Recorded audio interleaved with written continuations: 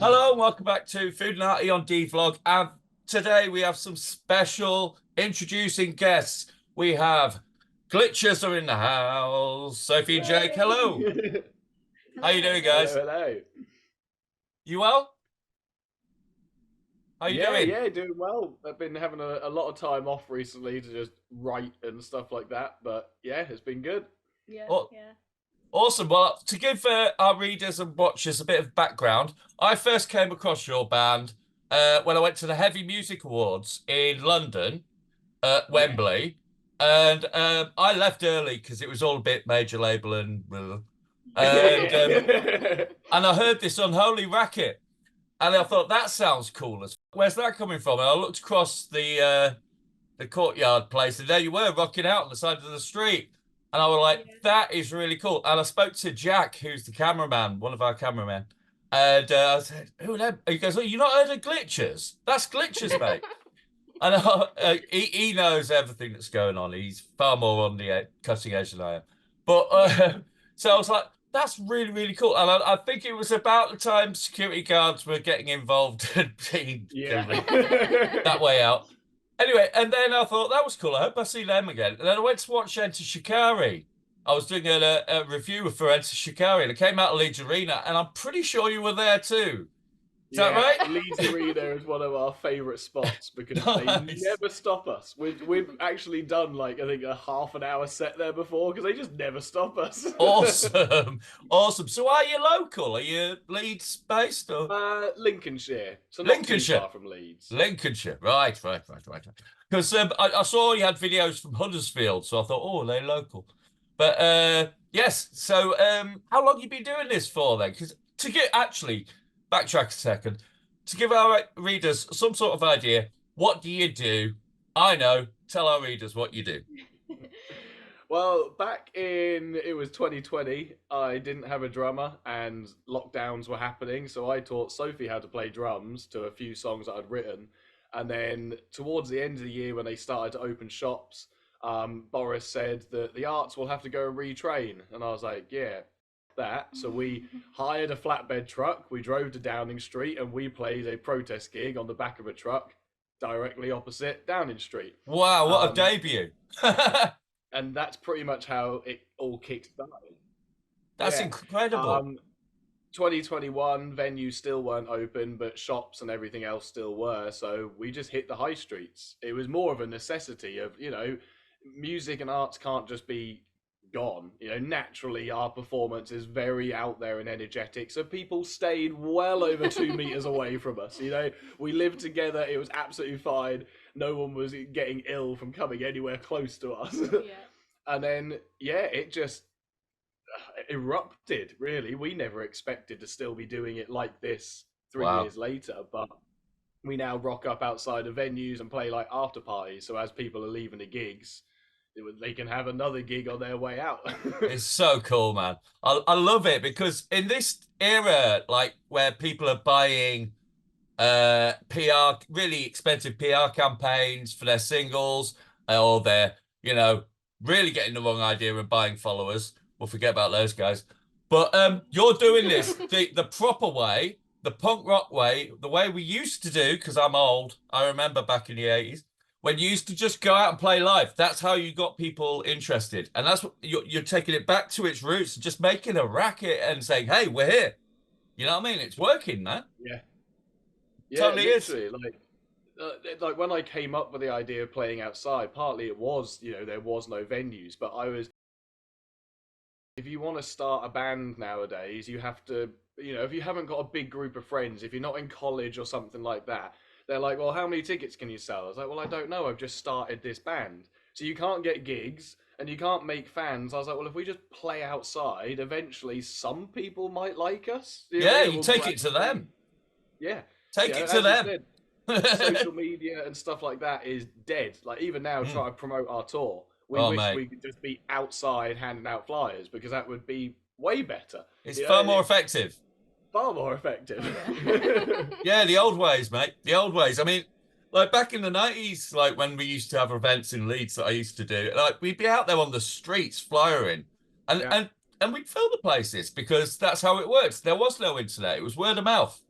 And Yeah. I think what you're doing is actually really important for young bands to look at and think, maybe we should rethink this a bit because it's like Dave Grohl once said, there's no better promotion or better way to grow your band than just play live. Just play live Yeah. as much as possible. And that's your testament to that, guys. We really want other people to do it as well. Like, we don't want to gatekeep it. We want Oh, other no, people no. to play on the streets because it'd be so much fun. Yeah. Like, obviously you get buskers, but like, you know, you don't really get punk people throwing themselves about. No, put on a whole show. Yeah. Absolutely. So I want to talk to you about the logistics of that, right? Because I've seen it, but this is for our viewers' benefit. So you rock up in a van. What next? Well, when we started, it was in a Citroen Picasso, Right.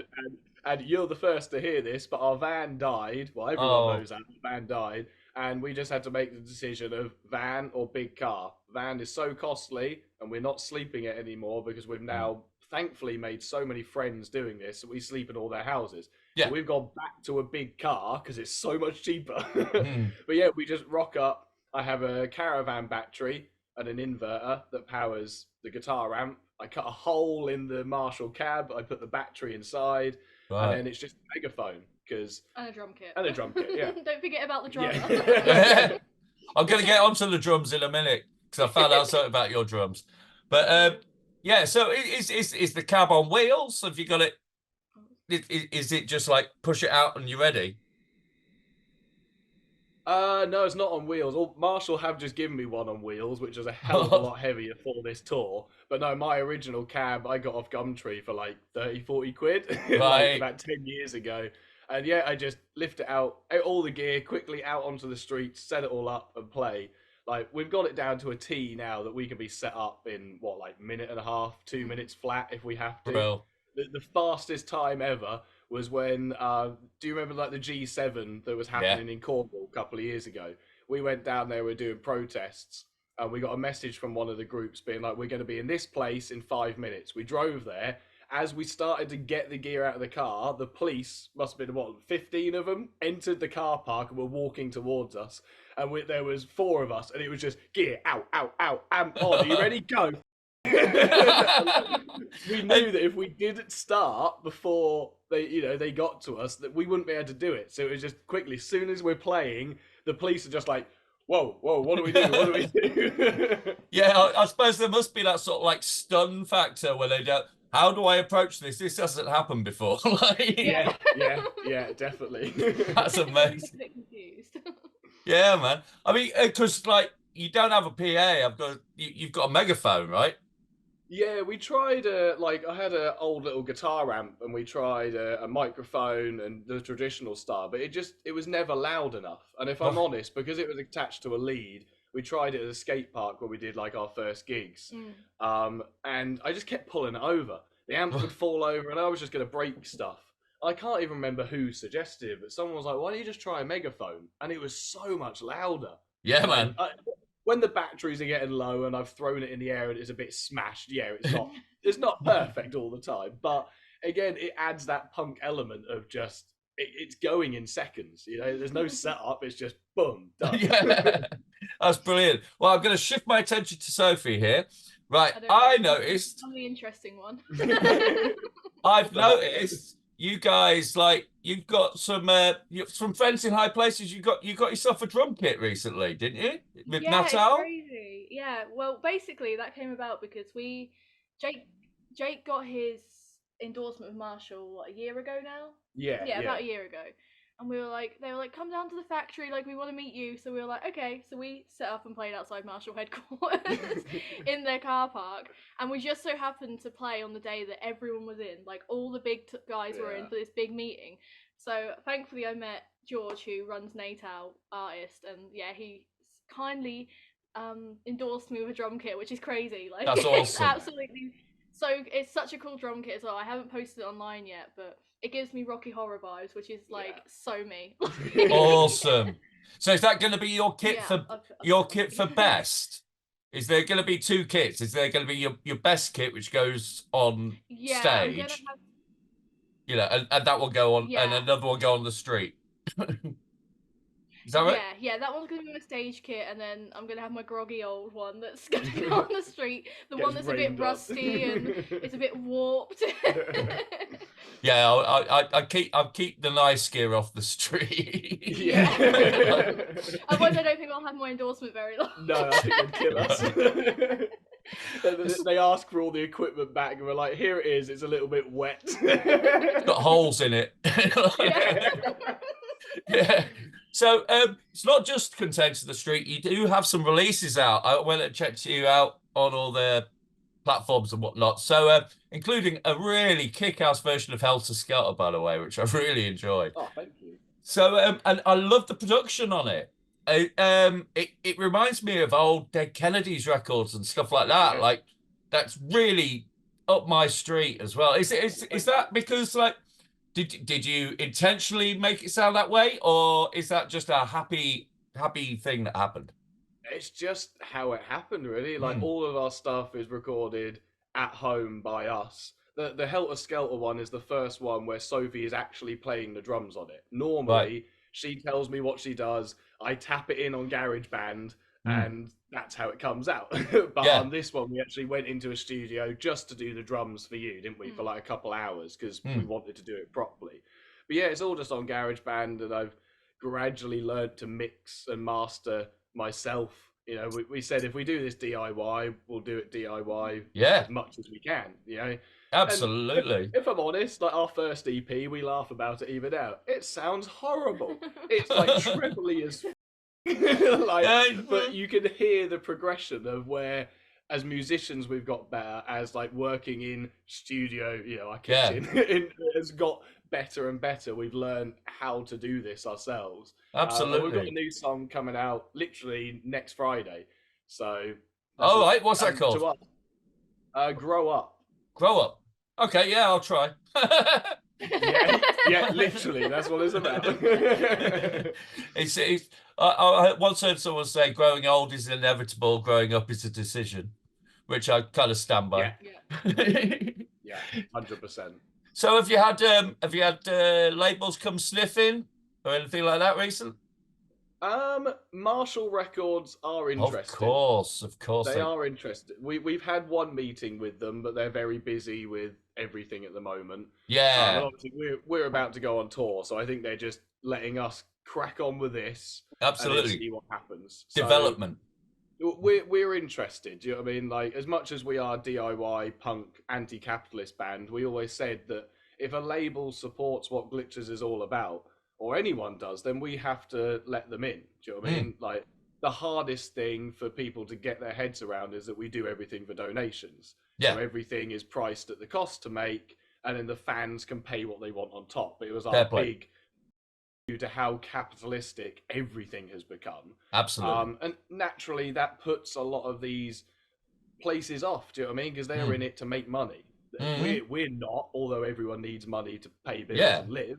Of course. They want to make more money, but you know, Marshall seemed very, very interested in supporting us with it. So we had to put our hands up and go, you know what? If you want to help us, we'll do it. We'll do Fair play. And also Marshall have got, if I'm not wrong, Nova Twins as well, who another band pushing the envelope, very DIY, literally two of them. There's a lot of parallels there. Like, fingers crossed. You know, it's just waiting time. Like, we'd love to do something with Nova Twins. Oh, they're so cool. Really cool. But I often say to people, and this you guys tap into something like deep within my punk rock roots, which is just, if you are DIY and you do know how to do everything yourself, no one can take anything away from you, because you're not relying on anyone to do anything, and no one can let you down, only yourself. And I think that is a position of extreme power, especially in the music industry, where you could go, I'll do myself, whatever. Yeah. Literally, that's how the meeting felt, didn't it? Like, you know, it didn't feel like we were going in there begging, like, please help us. And we went in and went, this is Glitches. Do you want in or do you not? You know? Exactly. It's going to happen whether you're here or not. So, yeah, that's such a powerful place to be. And I think more bands, honestly, should take your route, because it breaks my heart when I see so many bands thinking beholden to this whole idea of making it big. When the truth is, Yeah. no one makes it big. If you pay your bills, you're doing pretty great. You know, I mean, I know of many bands that have been in the top 10 who still have day jobs, you know? Yeah. Yep. So, Yeah. We know. So- We know. Yeah, so many do. You know, and even people that have day jobs have second or third day jobs nowadays. Do you know what I mean? Like, it's the system is rigged. It really is. well, absolutely. And that's because nobody puts any value on music anymore, which is how I got in touch with you. Right now, I'm not going to give away the surprise for Yeah. anyone, but let's just say we here at DeVlog Food and Arty are getting a little annoyed with capitalist arseholes thinking that they could just have music for free Yeah. because you know we should be honoured to come and play at their hallowed venue. Honoured. Yeah. So, because music costs nothing, I've not paid for music in a very, very long time. Right, so we've hatched a little plan between us to maybe stick it to the man. Yes, in an incredible fashion. Now, I can't give it away.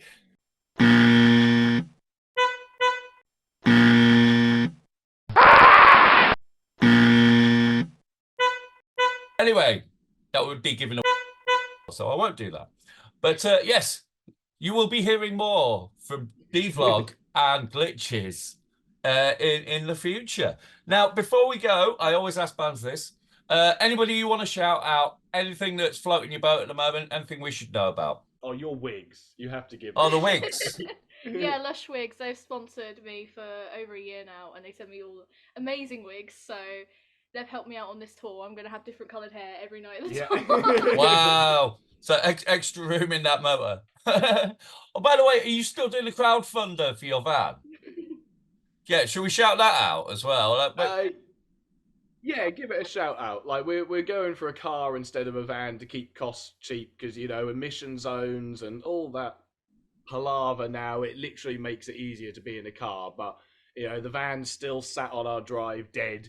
So at the moment, yeah, any help. Again, we do everything for donations. So even if the GoFundMe's not up, if people see a video of us playing on the streets and you want to chuck us something, just pretend that is our bucket. You know, on the streets we literally have a bucket where people can chuck money in. Yeah. If you enjoy what we do, just chuck something in because every penny just gets straight back into making sure we can keep on doing this. Do you know what I mean? We're not going on Absolutely. posh holidays or anything like that. We just go and do another gig, go to another town and just play to whoever's there. And you're living, man. That's the thing. Absolutely living. Right. Well, it's been an absolute pleasure to talk to you both. I'm going to talk to you more, obviously, behind the scenes. DeVlog watchers, keep tuned. Right. Sophie, thank you. Thank you. Thank you, Jake. And thank you we very will much. see you soon.